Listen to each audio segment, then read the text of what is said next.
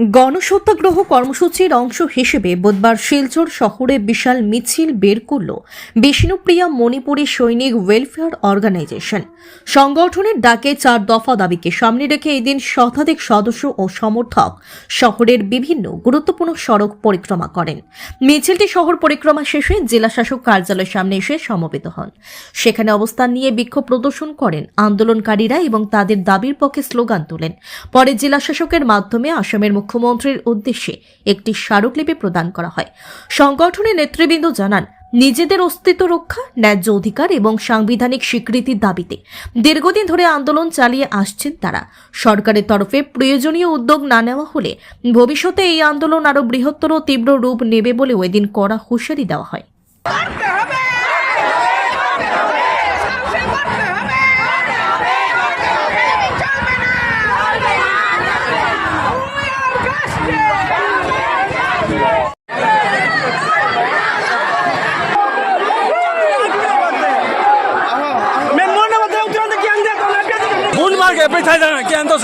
Mati gura mat gabe ni pas gabe. Ay tanga.